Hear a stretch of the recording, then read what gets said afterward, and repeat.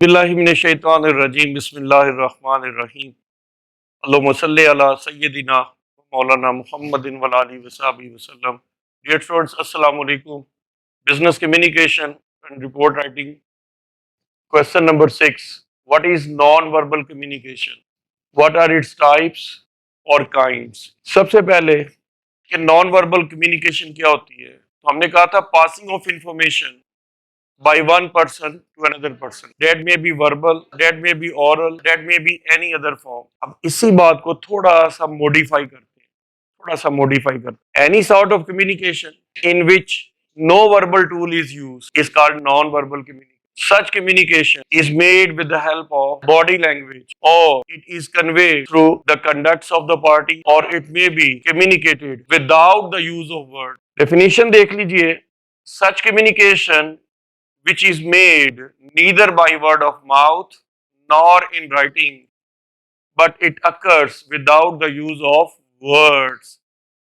That is called non-verbal communication. Importance can be judged from the following table. मसलन word से इंसान 31%, tone से इंसान 7%, लेकिन फेशियल एक्सप्रेशन से, पोस्टर से, गेस्टर से, पोजीशन से इंसान 55% के करीब लर्निंग करता है। तो ये table represents the impact of the non verbal communication. What are the types और the kinds of non verbal communication? तो इसमें पहला जो तरीका है वो है काइनेसिस। क्या है जी? काइनेसिस। काइनेसिस क्या होता है? काइनेसिस की एक छोटी सी प्रेसी फॉर्म में, समरी फॉर्म में मैंने ये दो चीजें लिखी हैं सिर्फ। Communication through body movements, communication through body movements, communication through body movement is called kinesis. The most important study area is kinesis and that is the body language of the person. देखिए, इंसान अपने चेहरे से भी कुछ बात करता है, इंसान अपनी हरकतों सकनात से भी कोई बात करता है।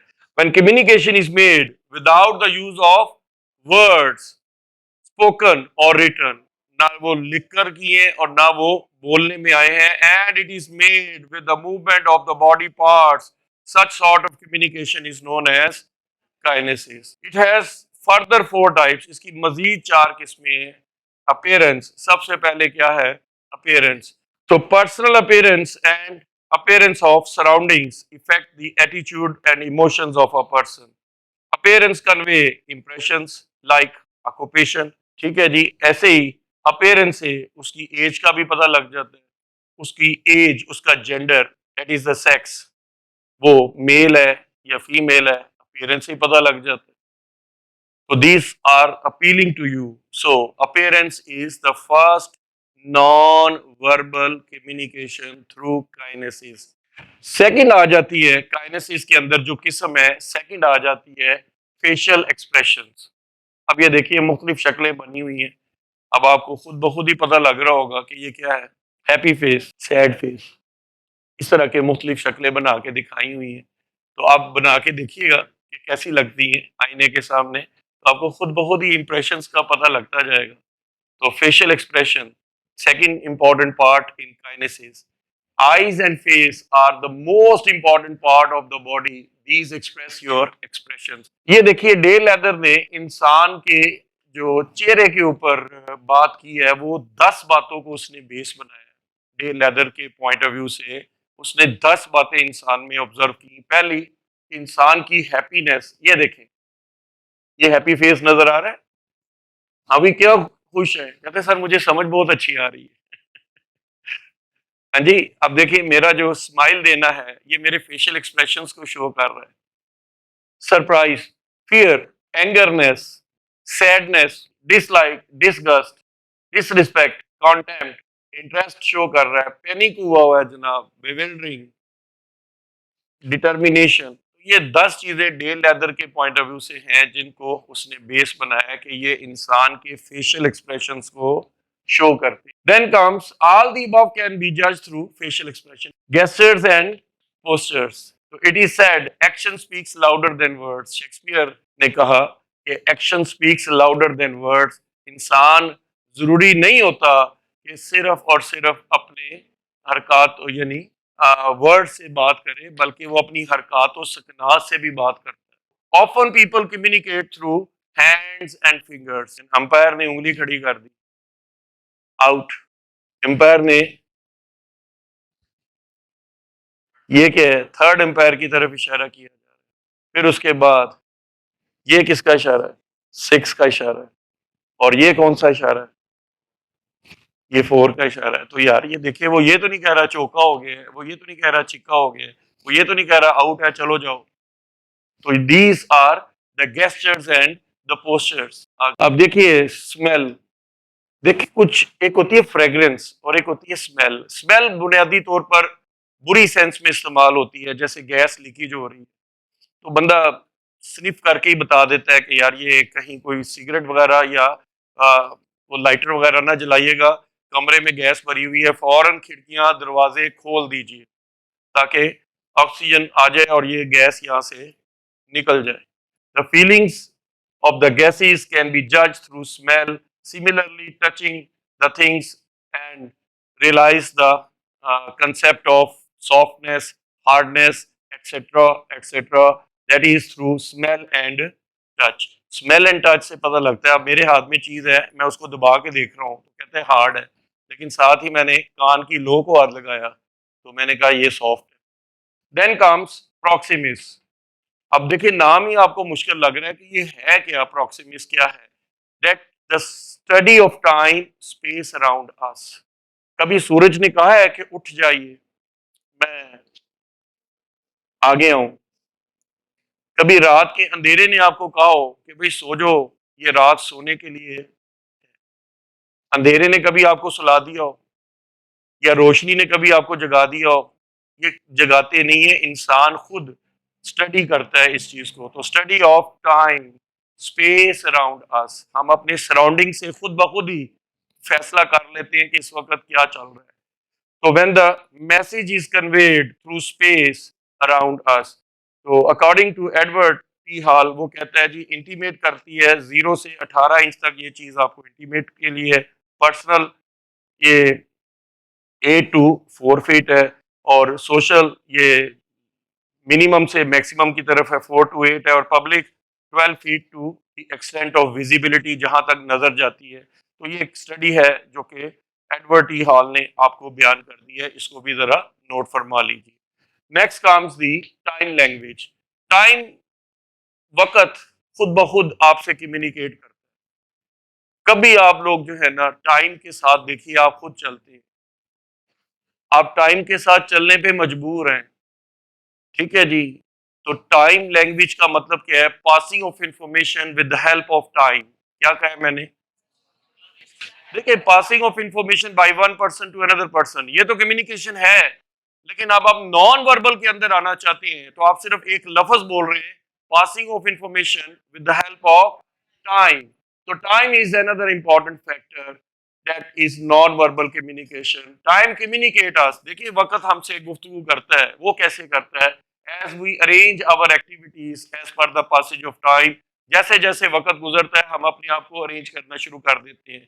तो time communicate us as we arrange our activities by the passage of time. The concept of time is different from culture to culture. बाज़ औक़ात ये भी है कि टाइम जो है ना वो इस तरह का होता है कि एक बंदा लेट आ रहा है तो दो बातें हो सकती है टाइम के थ्रू। एक, या तो वो बहुत ही बिजी पर्सन है तो उसका लेट आना मस्ट है कि जनाब वो हर एक्टिविटी को टाइम पूरा दे रहा है। डॉक्टर है तो उसने पिछला पेशेंट जब तक डील नहीं करना, उसने अगले पेशेंट को नहीं पकड़ना, क्यों, वो इमरजेंसी वार्ड में मौजूद है।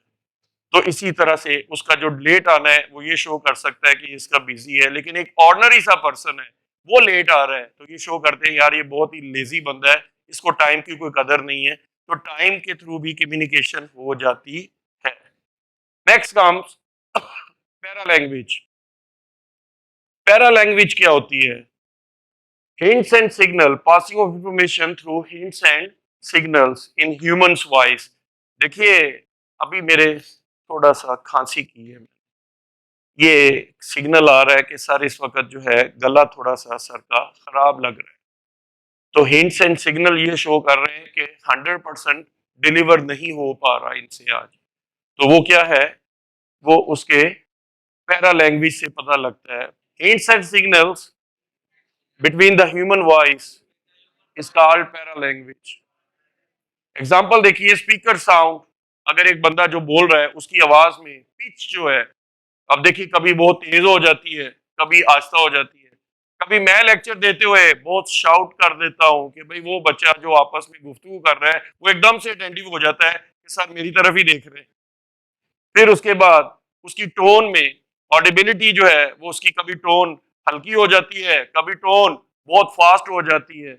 इधर द स्पीकर इज अफ्रेड, या तो वो खौफ की वजह से हो सकता है, या उसका एंग्री होने की वजह हो सकती है, या वो हो सकता है कि जरा थोड़ा शर्मिंदगी के मारे अपनी शर्मिंदगी को छुपाने की कोशिश कर रहा हो, या वो बहुत ज्यादा अमेज्ड हो, हाँ जी, और या फिर वो बहुत ज्यादा हैप्पी हो। तो उस तमाम चीजों को वो अपनी पैरा लैंग्वेज के अंदर शो करता है। तो para language means hints and signals between the human voice. उम्मीद करता हूँ बेटा आप लोगों को समझ आ गई हो। Then comes colours. ये कलर्स के थ्रू भी कम्युनिकेशन होती है। If you are going on the road and there is a signal, red signal ने कभी खुद कहा है रुक जाइए, रुक जाइए, रुक जाइए, यकीनी एक्सीडेंट हो सकता है, कभी कहा है उसने कुछ? कभी आपसे वर्बली बोला है कोई? Yellow, be careful, be careful, be careful, कि भाई इधर से भी आ सकती है उधर से भी आ सकती है, जरा केयरफुली होके निकलना है। ग्रीन, चलिए, चलिए, चलिए, ग्रीन ने कभी कहा है चलिए, लेकिन आप चल पड़ते हैं ग्रीन पे। रेड पे आप रुक जाती है, कभी कम्युनिकेशन हुई है? इसका मतलब है आप लोग कलर्स को समझते हैं। तो क्वेश्चन ये है, passing of information with the help of red colour, green colour, yellow colour. आप देखिए मैंने भी बड़ा कलरफुल किस्म का लेक्चर आपके लिए बनाया है, तो इसमें मैंने मुख्तलिफ कलर्स का इस्तेमाल किया है।